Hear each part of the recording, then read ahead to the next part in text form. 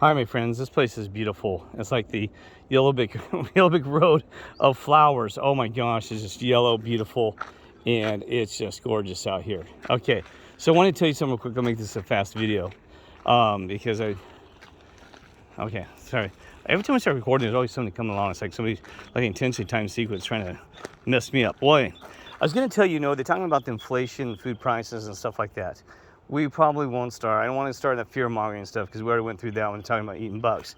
But it is always good to be able, if we have to eat off of nature. So you got to be very careful because lots of stuff's poisonous. I remember two ladies in Colorado years ago went up in the mountains to make themselves a salad. They just started grabbing things and thinking that anything that was green was good and healthy and edible, right? Well, they they came off the mountains and they dang near died for 4 days. They were worried that these two ladies were going to die because they made themselves a nice salad.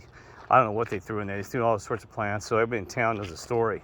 It happened as a true story. That these, oh my goodness, they had, Oregon shutting down and everything else. But anyway, they did survive. From what I remember, yes, they did survive. But anyway, so don't just go and make yourself a salad. So do some research. We actually lost a guy, even Telluride, about 4 years ago. He was a real famous mushroom guy. It was almost like the Steve Irwin story with the stingrays. This guy's supposed to know everything. He knows written books. I can't remember the guy's name. I think it was mushrooms. Well, he ate some bad mushrooms and died. Kid you not. You got to be very careful because he's an expert.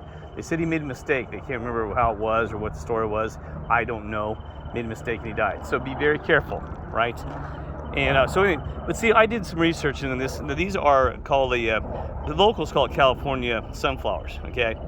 And so I did actually ate these just to take the petal. I'm not eating them because hummingbirds and other animals that need to use these for for survival, survival. But so anyway, so there's an app that you can get for free. There's one that was paid, but it'll help you identify these things, right? But see, these have a lot of color in them. They said that they're antioxidants. There's a lot of stuff that we don't know that you should be, like Snapdragons, certain ones you can eat. And they said that the colors are very healthy.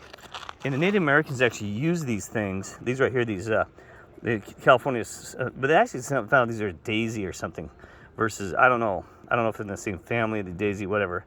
But that they use these for toothaches. They'd pick in the paste and hold on to your teeth. And also used it for freshening their breath and also for joint aches, right? Well, everything's become pharmaceutical. Not saying that pharmaceuticals don't serve their purpose, because probably certain ones do, but a lot of the stuff is provided by God who created nature. But they've found a way to make money off of it, right? So why can't we use pharmaceuticals?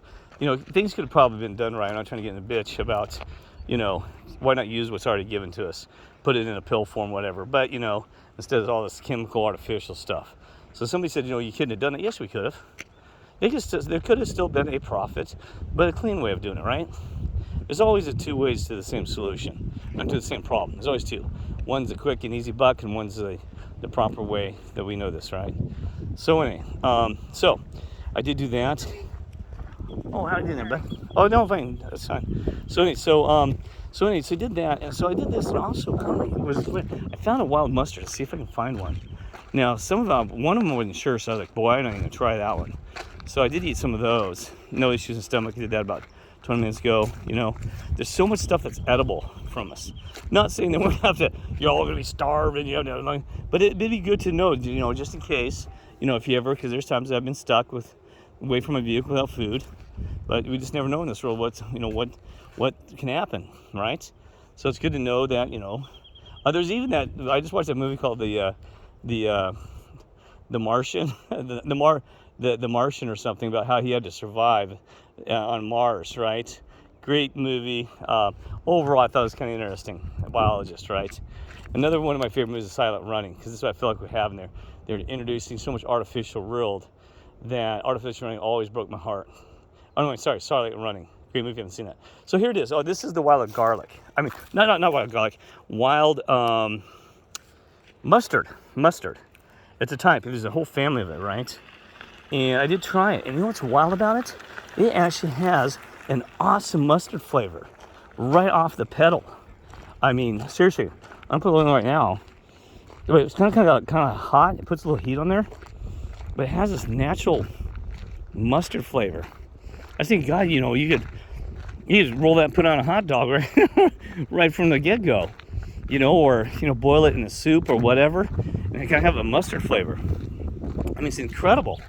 It has this mustard flavor, tastes good. See, that's the thing is too, is when I was in Phoenix, Arizona, I went when I was camping out there, you know, for a week, like a week or two. I sat there and I made the best food. I could not believe it. I did buy some stuff down, you know, like at the grocery store and took it up there. You know, different types of leaves and stuff. You know, it's things I never tried before. You know, you can find like, you know, I don't want to advertise for different grocery stores, but some of them have like unique things. You know, different types of fresh herbs and stuff. Oh my gosh, I made this. Oh, I looked forward every night just to eat this stuff because I felt so healthy, no digestive issues, and I mean, just it was awesome. The natural flavors that coming out of these leaves and stuff. I mean, I was like, I cannot believe that I missed this my entire life. Because even people, when you go to these restaurants that claim, you know, homemade, and no offense to even people that make homemade at home, you have no idea when you have straight from fresh to just, you know, picking of food to cooking with all these different herbs and stuff. I mean, jeez. I mean, I'm not any great cook, but it's just the natural. See, the nature of itself takes over and makes that stuff incredible.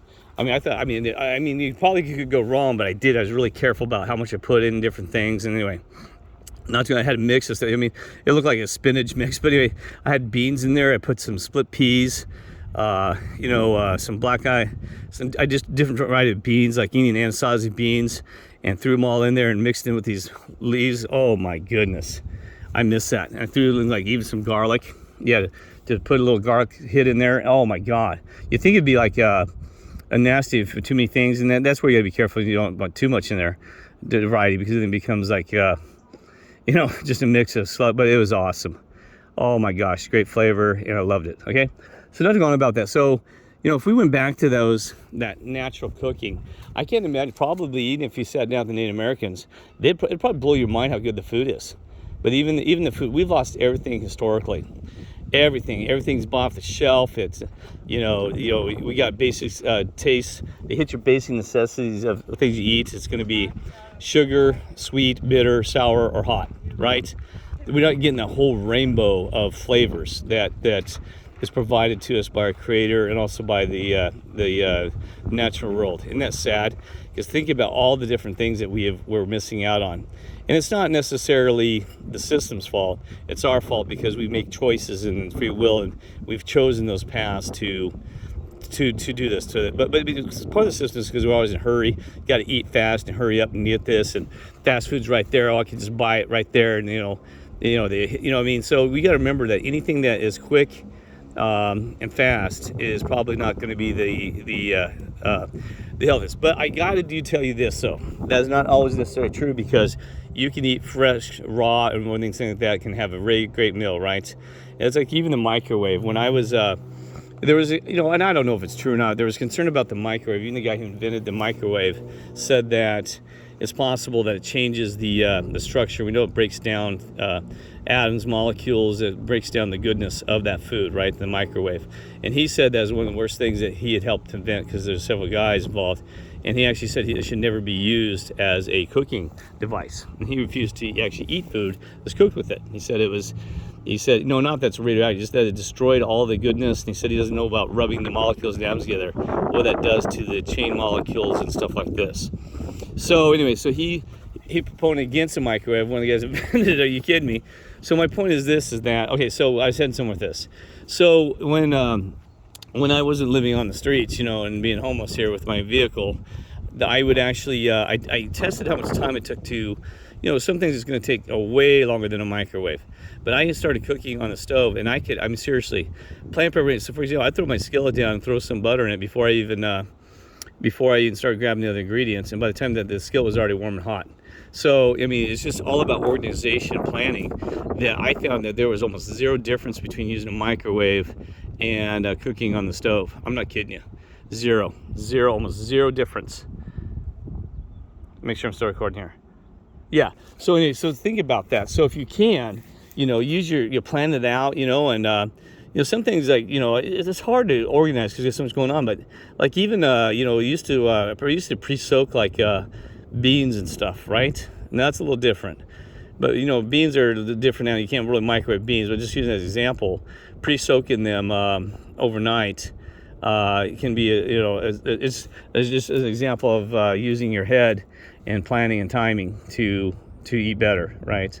But anyway, not digress. But so you can do those things, right? Even when I did popcorn, I know it sounds crazy. It's hard on a skillet, right? Because you got to be careful you don't burn. You got to put a lid on it. But I'm telling you, there is a difference between popcorn that's popped in a microwave and when it's straight off the kettle. Way different. That's why they have kettle corn, right?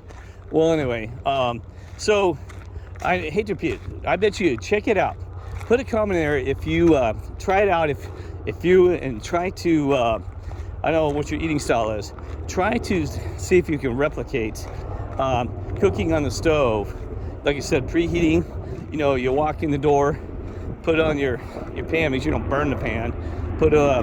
Get that thing starting to warm up, like I used to do, and pre-plan and organize it. And I guarantee you, you're going to see zero difference between the microwave and using cooking it correctly and wholesomely. Even if you do see a difference, what is waiting another 5 or 10 minutes, right? Because we're programmed to train to be faster, and sometimes we're starving. But anyway, try it out. Okay. Now, anyway, so I was trying to see if there's any other plants in here. There's probably a ton here. They said you can eat sagebrush, but are you kidding me? I know Native Americans use sagebrush. It smells wonderful, though. I mean, this stuff, sagebrush, they actually had a spiritual, spiritual line with sagebrush. You know that, burning it, sniffing it. Actually, that's what's crazy about that. This stuff, just one thing, you don't want to pick this because it's a natural area.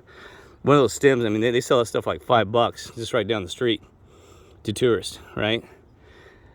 But anyway, a lot of Native Americans, they'd burn that stuff every morning. And they said spiritual cleansing also for health and other things like that. We all know about that. All right. God bless. I'm sorry I talk so fast because I got to keep moving. And love you all.